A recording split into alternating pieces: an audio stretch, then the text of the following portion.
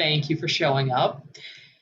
And why I'm here today is to talk about something that not a lot of my clients knew about, and a lot of people in my feed are excited about, and it's the whole Zoom 5.2 updates that let you share in a special way. So I'd like to tell people about that, show that, and have a little bit of a discussion because while some people will like it, I'm pretty sure other people will not. And a lot of it is going to require some sort of redesign on your PowerPoint if you decide to use this option. And the way we do it is I will go into my Zoom and do a screen share. And there's now an option. What you can do is use your PowerPoint as a virtual background. Now, you'll notice as I'm talking right now, I don't have a virtual background right now. I've just got a plain real background. This is all real. It's not fake or anything. It's not a green screen. But I can select a PowerPoint on my machine to share as a virtual background. So I'm going to find a PowerPoint that I have on my machine. I'm going to click open and we'll see what happens. Voila, there it is. It's from a workshop that I teach. And what it does is it puts me down here into the corner and lets the slide show forward. And to move back and forth, it lets me do that. This is still in beta, by the way, but what I found is it works really well. I found it to work flawlessly, as a matter of fact. But I think you can see why some people will like this, some people won't. If you have slides that are very busy, you're not going to look too good in this area. You might be covering up some of the text. So it might require a redesign on your part. And if I'm looking at myself right now, I'm seeing I'm in the lower right hand, but there's also part of me up there. And I want the part of me that's showing that's not in the screen to also be presentable and have a good background. So I can flip through, click through, not a problem with anything. On a few of these, you might want to do something fun, like put yourself in a bit of a spotlight so that as you're presenting, you have a different background. Right now, I'm in a pink background that may look a lot different than the dark background that I have on other slides. Or maybe have a little something else going on in the background. I don't know, but I suspect that a lot of people will be excited about this particular way of presenting, to put yourself in your PowerPoint presentations. So I thought I'd bring that up because I did have clients that wanted that and didn't know that it was available to them. And it is available as a beta in Zoom, but you have to be at Zoom 5.2. And how do you get the update? Well, if you have Zoom, what you'll want to do is on your desktop client of Zoom, click on your photo, your picture. There's probably a little green nub on it if you haven't updated.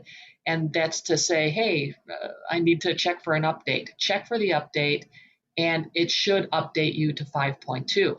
And then you will get that feature with the 5.2 update as long as you update yourself. But wait, that's not all. There's some other features.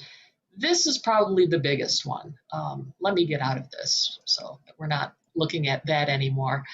But the other features that popped in there were the reactions. We used to only have two reactions, right? We had the clap and we had the thumbs up.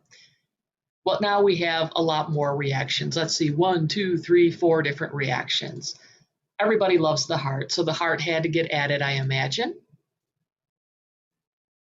The cry face, the sad face, the surprised face, and some kind of party celebration thing, which I guess could be fun if you're having a game night or playing some sort of game or need some kind of celebration. So that's there.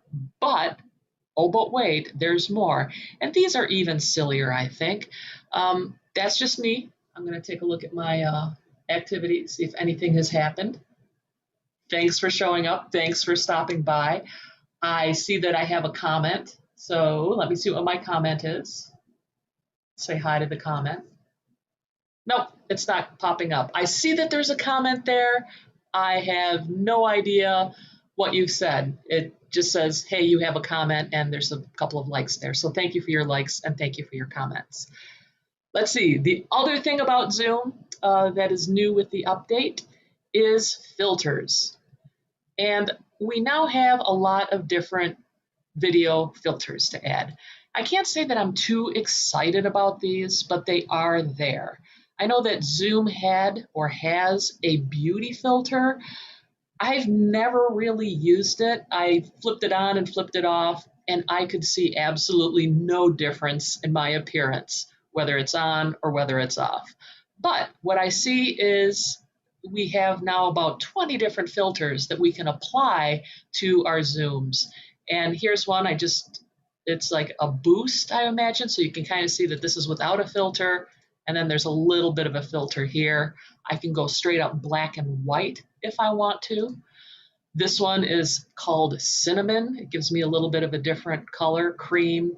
So it does a little bit of color adjustings. I'm flipping through a lot of them here. Now here's one that I think is more of a bug than a feature.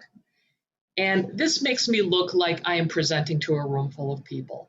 And I know that Microsoft Teams actually does this. They have that setting, I forget what it's called, but it makes people look as if they're in an audience and that there's a presenter that's on stage presenting to a smaller audience. And I think that was a bad idea on Microsoft's part. That is my opinion. And this is why. Being a speaker on a stage far removed from your audience has always been a bug, not a feature of presenting.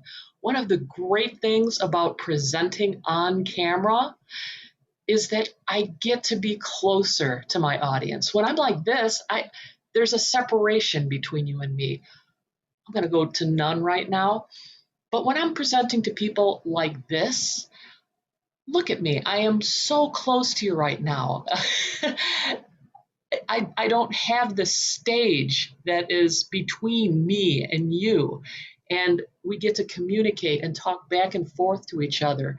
You get to bring me into your home. And when we talk about body language and proxemics, this means that I am closer to you, or at least I give the illusion of being closer to you and that we're closer to each other. That's a feature for salespeople and for teachers and trainers or people who want to have this sense of intimacy or increased personality between their audience and the content matter and themselves. So think about that if you're a salesperson.